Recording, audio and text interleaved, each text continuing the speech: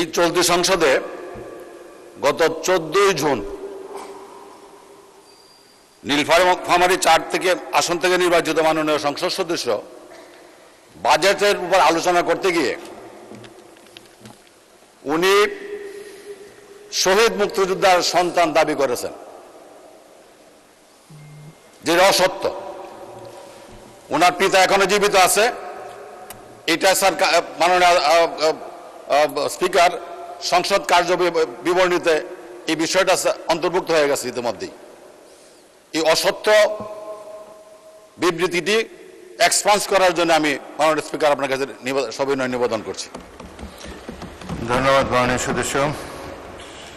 এটা তো point of order হলো না, কিন্তু যে মাননীয় সদস্য কথা আপনি বলছেন তিনি আমার চেম্বারে এসে বক্তব্যের অবহিত পরেই সেদিনই আমার সাথে দেখা করেছেন এবং বলেছেন যে ভুলক্রমে তার মুখ থেকে এটা বেরিয়ে এসেছে, তার পিতা এখনও জীবিত আছেন, তিনি আমাকে জানিয়েছেন।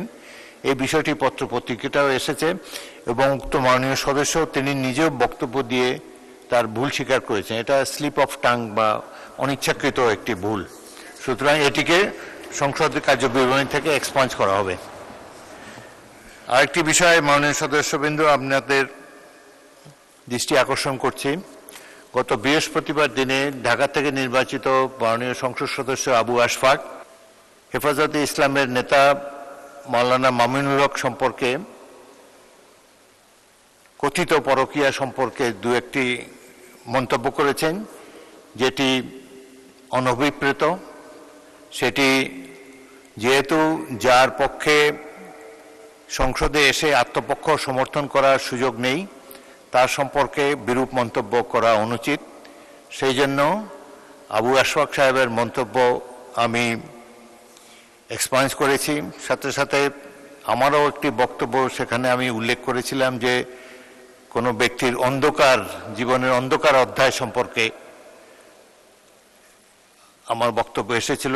সেই অন্ধকারাচ্ছন্ন এই অধ্যায় এটিকেও এক্সপান্স করা হলো এবং ভবিষ্যতে আপনারা সবাই কেয়ারফুল থাকবেন বাজেট বক্তৃতা বা অন্যান্য বক্তৃতায় যার পক্ষে এখানে এসে নিজকে ডিফেন্ড করা সম্ভব নয়, তার উদ্দেশ্যে কোনো বিরূপ মন্তব্য আপনারা করবেন না, এটাই আশা করি। মাননীয় সদস্যবৃন্দ, এখন আমি বাজেট সম্পর্কে আলোচনায় জনাব মুজিবুর রহমান মাননীয় সদস্য বলুন। এটা কি পয়েন্ট অফ অর্ডার? চাচ্ছিলাম, আপনার কথাগুলো খুবই সুন্দর।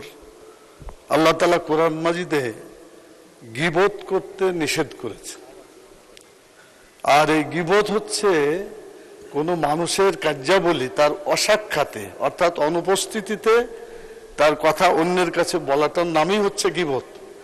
যদি সেটা সত্যও হয় তারপরও সেটা গীবত। আর গীবত হচ্ছে জেনা করার চাইতো একটা জঘন্য জিনিস।